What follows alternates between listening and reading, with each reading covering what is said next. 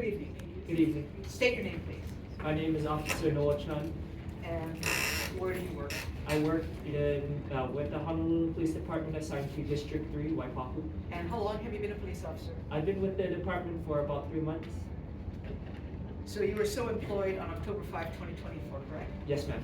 And at approximately 11 a.m. that day, were you sent by dispatch to a particular location? No, ma'am. The time that I was dispatched, I arrived on scene at around 09:30 hours. Okay. And 09:30?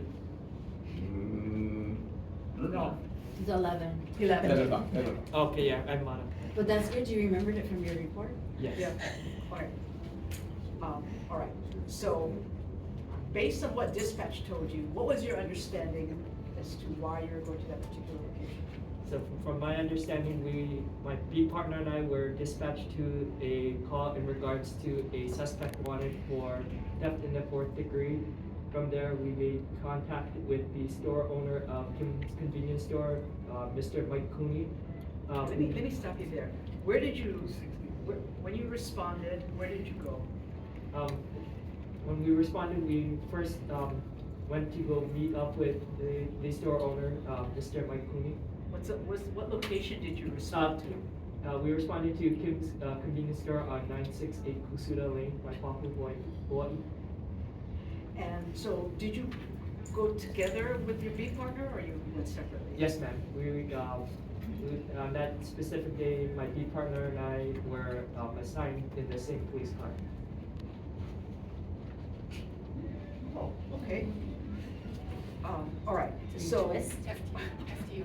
so once you got there in a police car, correct? Yes, ma'am. How are you attired? I was attired in my Class A uniform. And when you got there, so you and your beat partner got there at the same time. Yes, ma'am. So once you got there, who was the first person you talked to? The first person I spoke to was the store owner, Mr. Mike Cooney. And based on what Mr. Cooney told you, what was your understanding as to what had happened? So my understanding was that the suspect, Jason Wilson, entered the store and proceeded to the counter, at which point he grabbed a deluxe musubi and exited the store without paying for the item. And based on what the store owner told you, did you go to a particular place to try to find this person? Yes, ma'am. Mr. Cooney stated that the suspect. Objection. Hearsay. So where did you go after Mr. Cooney talked to you? We went to the back of the store where Mr. Cooney was able to positively identify the suspect from approximately 30 feet away. And were you present when Mr. Cooney made the identification? Yes, ma'am. And where was this suspect? Because when Mr. Cooney positively made the identification of Jason Wilson was had one leg perched up on a picnic bench of the bench portion of the picnic bench. And where was he facing? He was facing away from us prior to us making contact with him. But when Mr. Cooney made identification, which way was the suspect facing? He was facing away from us, so his back was turned towards us. How did he make identification if his back was turned? Mr. Cooney was able to positively identify the suspect by the clothes that he was wearing. All right. And then what happened? And then from there, I proceeded to make my presence known by stating that I'm with the Honolulu Police Department, at which point Mr. Wilson became verbally combative, not allowing us to explain the reason why we were making contact with him. Okay, you say verbally combative. What exactly did he say? So Mr. Wilson stated that my beat partner and I, or my field training officer at the time, we were discriminating against him because he was a Caucasian male in Waipahu, and he also then proceeded to state that it's illegal for me to be Caucasian in Waipahu. And did you or your beat partner respond to him? Yes, we did. We didn't say anything to escalate the situation. We just simply tried to explain to Mr. Wilson that we're there simply to investigating a person that to which he matched the description of. And while you were talking to him, what was his demeanor like? Mr. Wilson's demeanor was he was very verbally combative from the start. His actions were, upon us arriving, he, as I stated, was verbally combative and then proceeded to produce a small orange knife from his front left pocket. Okay. And what did he do with that knife? Mr. Wilson, upon production of the knife, I proceeded to present my taser, at which point Mr. Wilson proceeded to drop the knife. Okay, let me stop you there. When you say I presented my taser, what do you mean by that? So what is meant by that is I went ahead and retrieved my taser from my holster and proceeded to hold Mr. Wilson at gunpoint, or at Your Honor. or point my taser towards Mr. Wilson. All right. And then at that point, what did Mr. Wilson do? Mr. Wilson proceeded to drop the knife. Okay. And then what happened? After that, Mr. Wilson continued to be verbally combative, ignoring several verbal commands to calm down.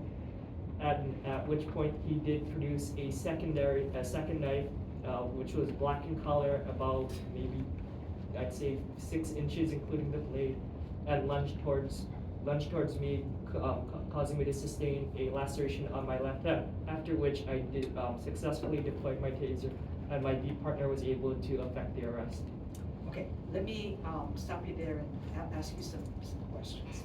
So the second knife, where did Mr. Wilson get that knife from? Mr. Wilson produced the knife from his back right pocket. Okay, you saw that. Yes, ma'am. Okay. And what color was this knife? The knife in question was all black. And could you tell how big the knife was, large the knife was? The knife, as I stated, was about approximately 5 to 6 inches. And you said lunging towards you. What do you mean by that? So prior to me sustaining the laceration, Mr. Wilson was approximately arm's length, to which he took a big step in, striking my hand, causing me to sustain the laceration. And what was the size of that laceration? The laceration was approximately 3 to 4 inches. Did you receive treatment for that? Yes, ma'am.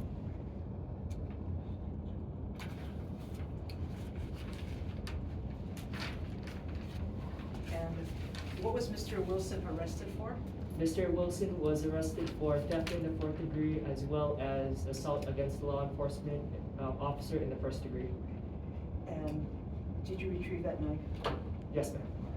And let me ask you. So, the person you've been referring to as Mr. Wilson, do you see this person in the courtroom today?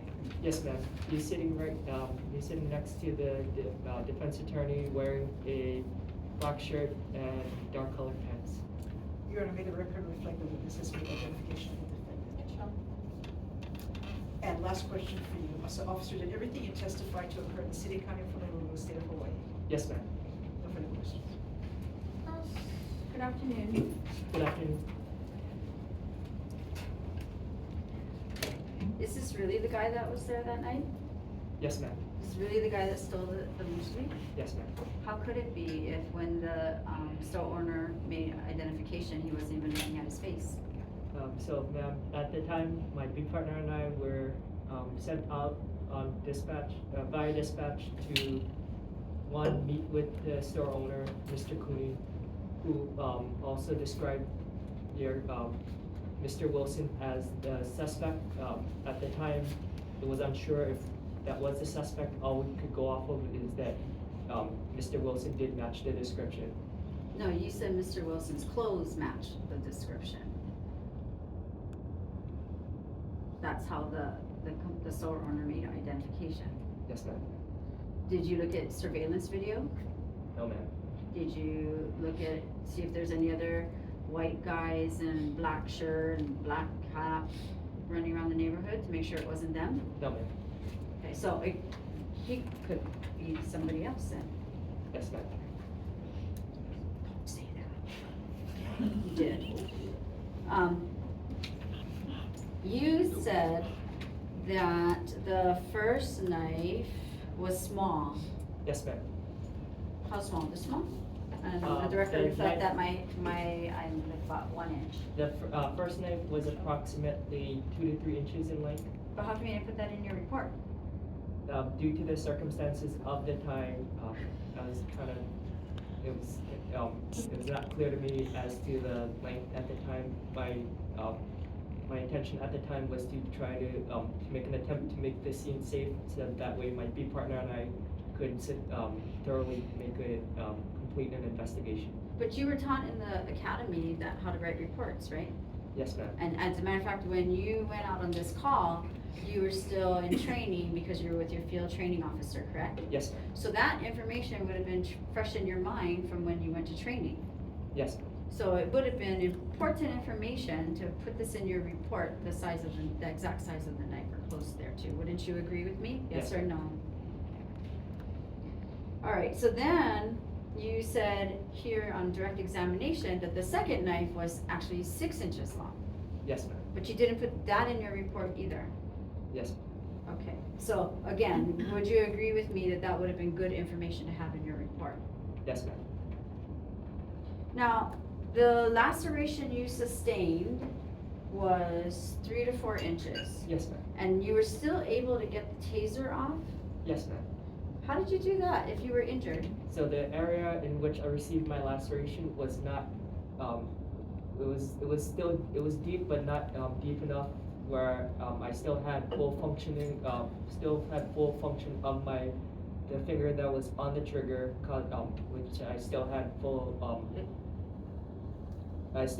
ability to pull the trigger and go ahead and successfully deploy the taser. So was the same hand that you were pulling the trigger with also the same hand that you were stabbed with? It was slashed with. Slashed with, Yes, the ma'am. same hand? Yes, ma'am.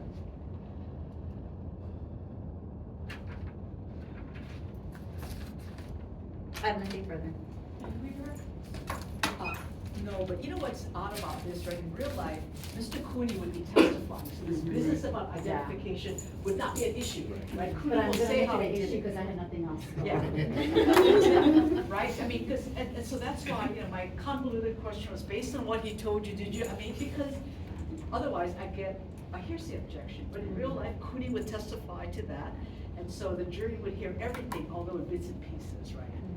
And he presumably would have said, well, I saw the guy. Yeah, I saw the guy. Yeah, I know the guy. for He sure came, I mean, because he would be able to Yeah. say, yes, he came into my store. I know him because he comes to my store all the time. He went and got the musubi, and he came up to the register, or the counter, got the musubi. I told him, hey, and he walked out, and I followed him. I know where he went. I called 911. The officer came. I told him, blah, blah, blah. And that's in all of your reports, but none of you testified to that. Wow. And that would have been super important information, which is what I was giving you another opportunity. And don't ever agree with me. Yeah, don't. Or her, don't agree with her. No, but you know what? I mean, actually, you guys are doing a really good Yes. job considering